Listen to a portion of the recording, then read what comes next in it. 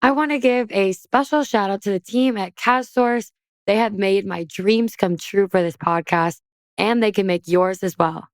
If you have any aspirations of hosting your own podcast, talk to my guy, Eric. You can find him on Twitter at Eric_Kaz, Kaz. He is all about giving people a platform and letting their voice be heard. So reach out and you won't regret it.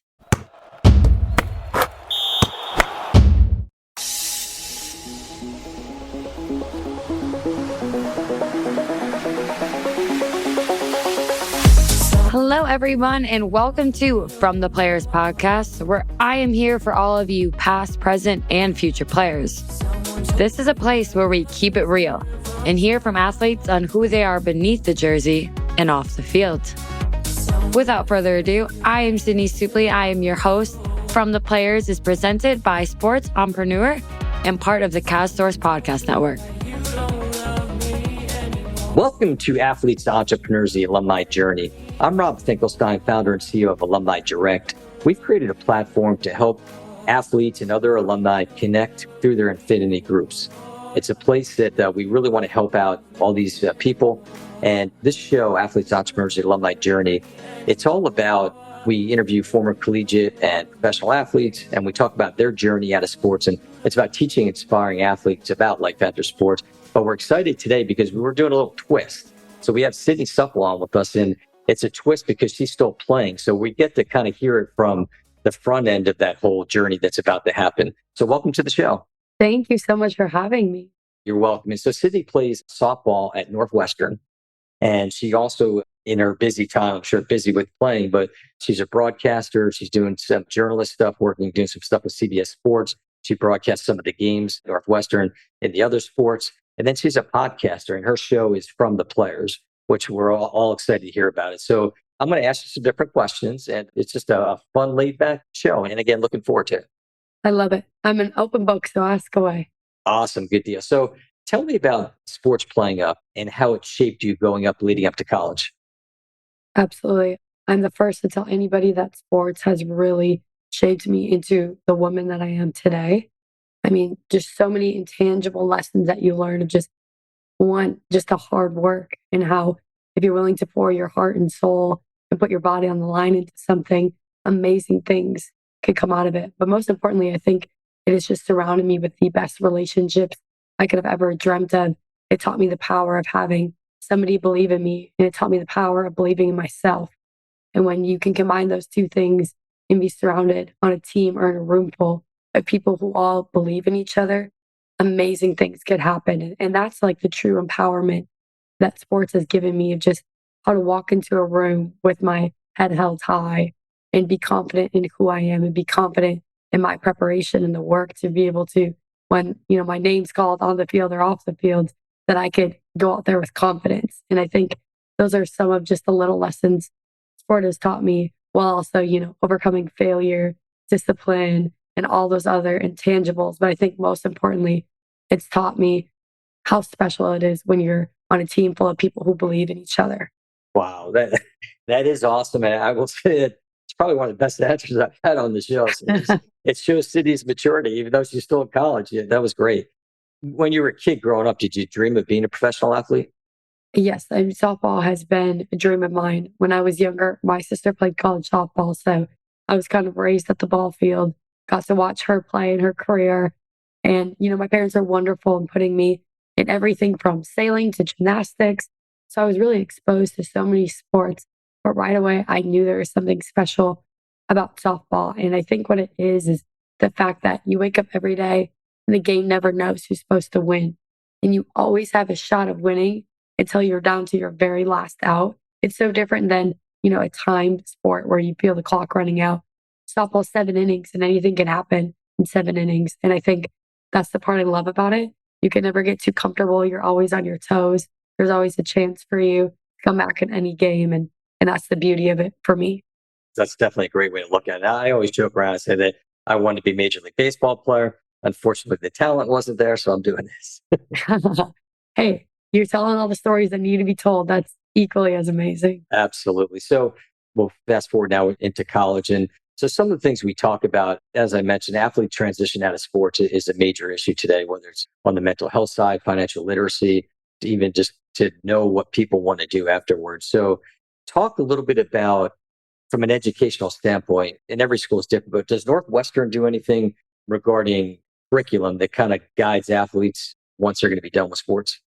Yes, I truly believe Northwestern is so special because of how much it invests in who we are as people first before athletes. And that's so important, especially that's one of the reasons why I chose Northwestern because I felt like it gave me not only the best athletic opportunities, but academic. And that was very important to me because, like you said, there is life beyond the game. And that's something growing up you don't really think of. Even all you know is your sport. And when I came here, the amount of work that they pour into us of what do you want your career to be? What are you passionate in the classroom? And that's where I really found my love for journalism and the fact that I knew I loved sports, but journalism has helped me understand why I love sports. I love the stories behind athletes. Those are the stories I want to help tell and shine light to. So it's really, Northwestern has given us so many opportunities to find our identity when we step off the field because for so many of us, all we know is our identity on the field. And I think that's like really key in that transition. Now, the transition will always be hard because for most of us who are collegiate professional athletes, you play the sport because you love it. Most of the time was probably your first love in your life. And so it's kind of like you're mourning that loss. But I'm definitely so thankful for Northwestern for also showing me other things that I love in terms of what I want my career to be someday.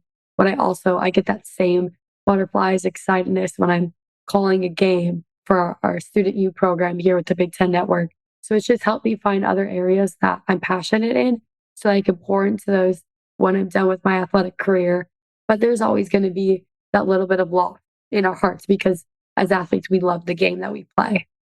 Yeah, you're right. I mean, you blood, sweat, and tears and all those years playing, and then all of a sudden it's over. And I'm glad to hear that Northwestern's doing that. I mean, it's across the board hearing about what different schools are doing, and that's one of the things that we're trying to do too at Alumni Direct is look at ways that we can work with athletic departments and kind of bring in a team of professionals, whether it be again the mental health or the financial advisors or people that talk about networking, connecting career people, just to give guidance so that when the sport is over, again, there's something for them. And then carrying that over, not only for the current students, but also looking to help alumni students as well.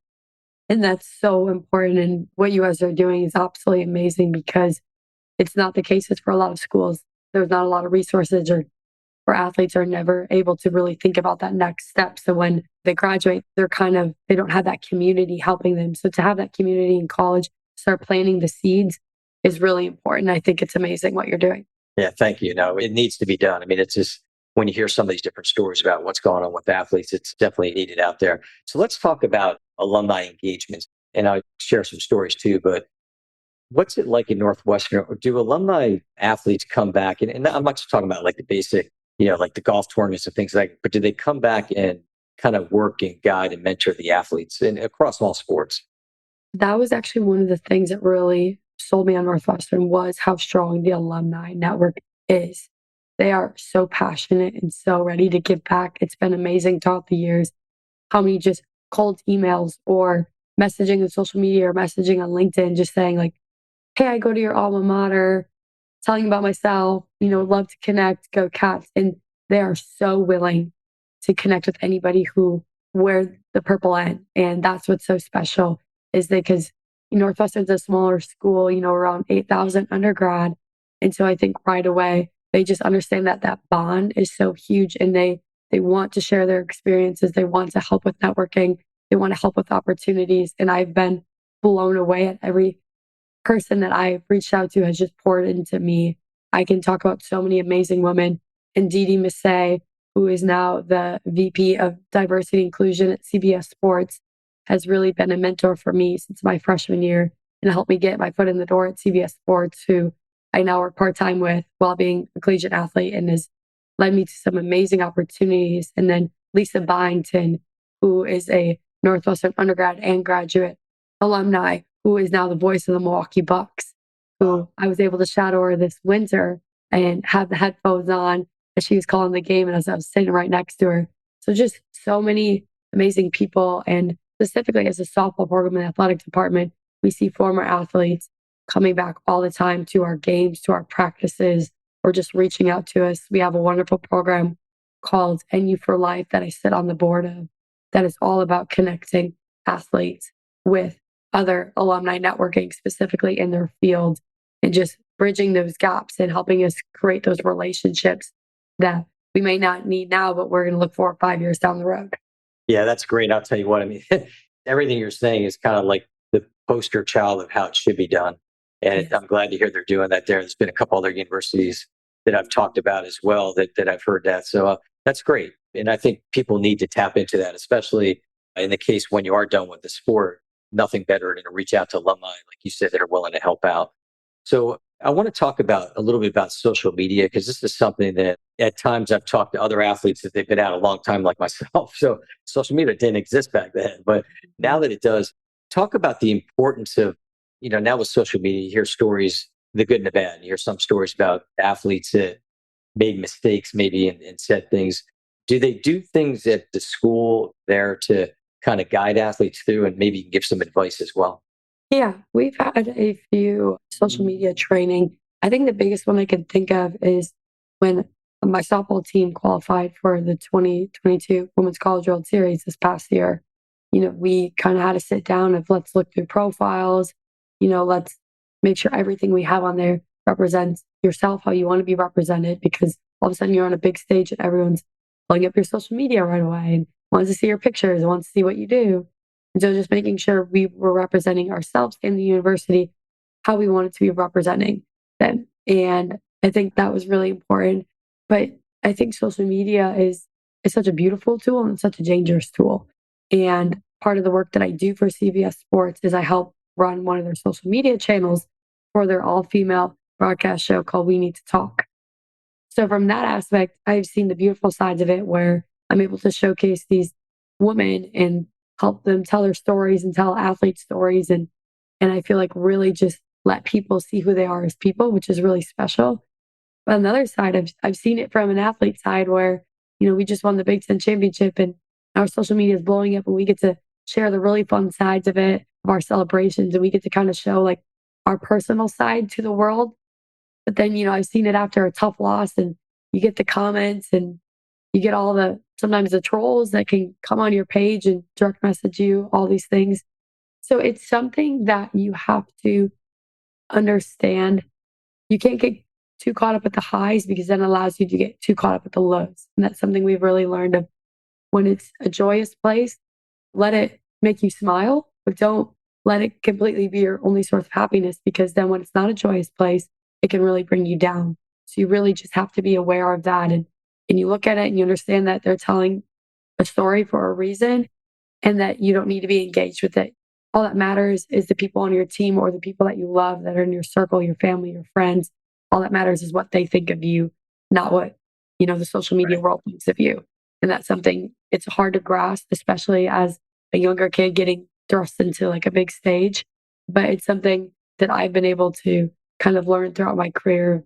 How much time do I want to spend on there? And at certain parts of the season, I definitely take a step back because I just want to be present with the people I am. And those are the only opinions that matter to me. That's great advice because I mean, that's sad when you hear used negatively. I mean, I always talk about be careful of what you put in writing because you never know where it's going to go. I guess it's kind of the less on social media, but that was great.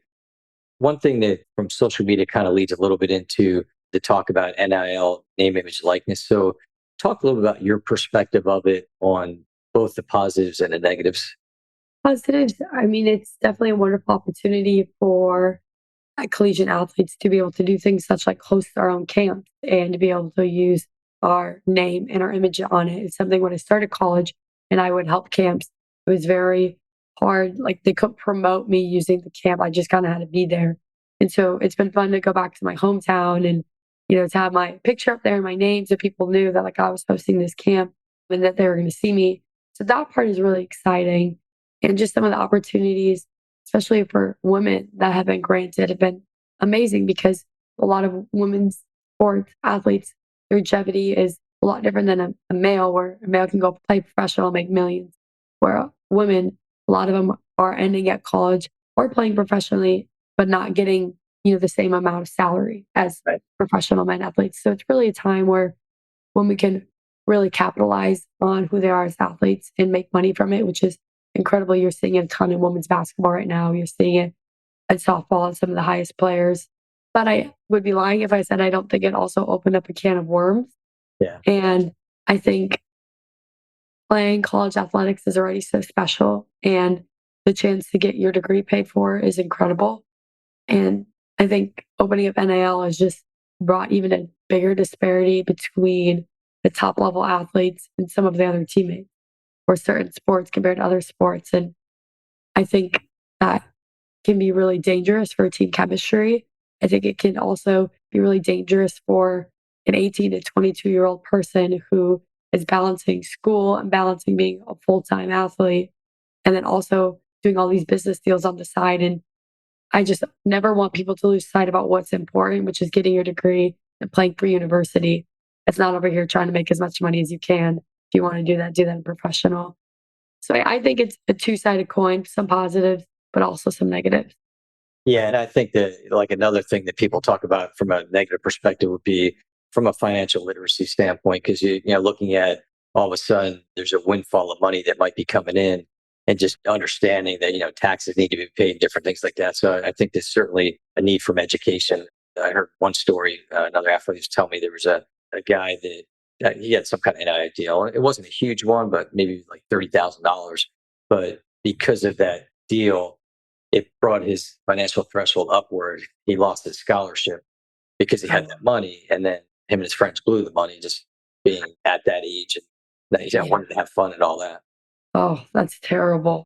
Yes, instances like that, because it was such a quick change of the ruling, I don't think that a lot of universities have been able to catch up to speed of also how to educate as quickly as the rule came on. Right. And there's people out there that are trying to do that, which again is Yes. important as we look to help out the athletes with that. So now that you're finishing up in your senior year here and playing, talk a little bit about kind of what's next. So that like I said from the beginning, you're kind of getting ready to make that transition out of playing, unless you're going to play professionally. But I mean, is that something that's on the books for you or What's kind of interesting, not professionally, but I do have another year of eligibility due to COVID that I'm considering right now going into season. But I think for me, like I said, was able to find another love and passion at Northwestern, which is journalism between broadcasting and writing. I have so much passion for telling athlete stories and being able to still be involved in sports and tell games. So I'm really excited to pursue that. And I've been accepted into the master's program here at Northwestern and working with CBS Sports as well. I work with NU Athletics a ton. I'm calling a ton of games for BTN and even called some for ESPN Plus. So just really excited to pour into another career and while also like maintain my love with sports. that's awesome. And I think that what you just said, you didn't come up with the word, but I've heard so many people, you could tell that the city's very passionate about sports for sure and what you're doing, which is great because I think that's important. I mean, a lot of, you hear the flip side of the stories of some of these athletes where, like we talked about earlier, that's all they've done is they played sports their whole life. And now all of a sudden it's like they're identifying themselves, okay, I'm Sydney, the softball player, Rob, the runner, Mhm. Bill, the baseball player, and like not looking at, no, you're a whole person and you have a long way ahead of you to do that. So I guess you kind of gave advice there on what to do, but any other tips as you're coming towards the end of college that you can give other collegiate athletes or even professional athletes when they're done with sport? The biggest thing that I've taken away, and it's something my mom always told me, and I didn't understand it till I got to the end of my college career, is softball is what I do, not who I am. And it's like you said, for my longest time, I was always known as Sydney, the softball player. And it's something I take a lot of pride in and I'm very proud of. And I've loved my career and I've loved how people have seen me. But I think as I've gotten older, I'm like, all right, like there's more to me. And I'm excited to explore that. And I'm excited to share that to people. And I'm excited for people to learn that side of me. And it's been really rewarding these last 2 years, I'd say specifically, even like parents of my teammates saying, hey, listen to you call that game. Or all of a sudden, like they started seeing me in a different light. I listened to your podcast. Like all of a sudden, for the first time in my life, like I was being recognized for things outside my sport. So I would just say, remember that there's so much more to you besides your sport. And it can be really scary trying to find those new things, but it's also really exciting. So I would say the biggest thing is find what lights your soul on fire as much as your sport, whether that's in the medical field, whether that's cranking out numbers, whether that's telling stories like it is for me. Is just find what also makes you so excited to wake up every single morning and then pour as much as yourself into that as well, because you've seen what it's done for you on the sports side. You've seen the amazing places that it has taken you, and trust that that can happen in another area of your life as well. That's great. That's really great advice. And for all the listeners out there and the viewers, that's something, again, I commend you on your maturity of just where you're at. That's fantastic. So let's talk a little bit about kind of what you're doing today, even though we've kind of gone across, but maybe you talk a little bit about some of the things you're doing with, working with youth, helping them out as an instructor. Talk a little bit about your podcast. Yeah. So I live a very crazy schedule in life. People always joke, when do you sleep? The question is not a whole lot, but I'm doing everything that I love. Obviously, I play college softball at Northwestern. We're right now getting into our postseason. We just won the Big Ten regular season and the Big Ten tournament. So that was really exciting. But on top of that, I write weekly blogs through our athletic department that has really become a fun thing for our softball fan base to follow, where I kind of give an inside perspective of what it's like in the locker room with us. What's our message that week? And that's been really fun to be able to share with our whole fan base throughout my career. And then I know I've mentioned a few times, I work part time with CBS Sports. I help run their social media channels, TikTok, Instagram, Twitter, where they're all female. It's actually the first ever all female broadcast show in sports. So that's We Need to Talk, where there's incredible women who are hosting that. And then on top of that, I love giving lessons. I love giving back. I think something I'm most proud of is I was able to help raise money for my hometown. We raised together over $100,000 and built a new softball field in Oshkosh, Wisconsin. So every time I'm back for winter and summer, I love seeing girls on the field, but I love being able to just help them do pitching, hitting, fielding, anything lessons. I think for me too, it's just also teaching them the whole mental side of the game and how they can overcome so many of those hard moments. I think that's what I love to teach the very most. And on top of all of that, I also call games. I do play by play color commentary throughout the year. And it was fun now that we're done with midweek games. I've been able to call baseball's midweek games when they're playing. So my coach is amazing. She lets me practice in the mornings when I'm calling that in the evening. I think that sums it all up. That's a lot. Wow. I got my head spin out. I mean, like you said, you need more than 24 hours for sure. But the only thing you didn't bring up was this world of podcasting. Talk a little about your podcast. Thank you. Yes. The podcast is something that I have really found so much joy and passion from. And it's so funny, when I started at the beginning of softball season, I was like, I was set out on this journey to inspire others. And through the process, like I have completely re-inspired myself, being able to interview all these people.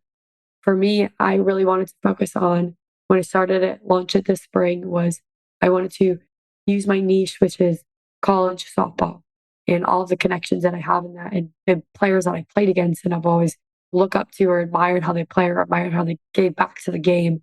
So it comes out every week and I interview a different college softball player they've all, so far this season, I swear every single person I've interviewed, their team is either won their conference tournament or they're like in the running right now. Like everyone's having a great season, but it's been so fun to just hear about who they are as people. And that was kind of the biggest thing, is I wanted to give these players platforms who we turn on the TV and we see play every weekend, but we don't really know who are they as people.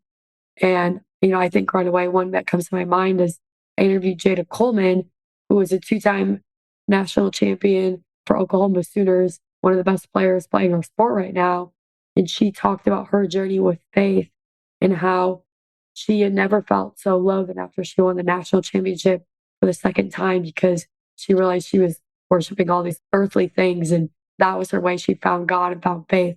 And it's all these stories that you would never hear from a regular broadcast. that I've just been thankful that I've been able to just interview them and give them a space to share it so that hopefully when people follow them in their actual games, they feel way more connected to them on a personal level. That's great. I like that. It's a good way to find out, like you said, about more about what they are. Because, as a fan, we're watching different sports on TV and you can make assumptions about athletes and all that, but it's kind of cool to hear their backgrounds and their true stories. And even just hearing like what you talked about today about just, did they name the field after you or? No, I did not let him do that. I'm on the scoreboard, but it's called Rainbow Park. Okay. But anyway, that's great. So, how do people find you? They can find me on my social media at Sydney, SYDNEY underscore Supple, SUPPLE. That's the same for Twitter and LinkedIn. And obviously, my podcast is From the Players Podcast. And if anyone has ever has any questions or questions about their younger daughters, how I can help, I'm always open to talk with anybody. That's great. And you can find us on alumnidirect.com. Also, we're on Twitter and Facebook, LinkedIn, Instagram, and we really want to make an impact. This has been a great show, and I'm really happy, like I said, having that a little bit of a different perspective of having a younger athlete on, because it is a major issue out there of athletes transitioning out of sports. And if we can make an impact, so I encourage people to follow us. We're on all different podcast networks as well as YouTube. But again, thank you so much for doing this, Sydney. Oh, it's been my pleasure. I'm excited to follow your podcast as well. That would be great. Thanks.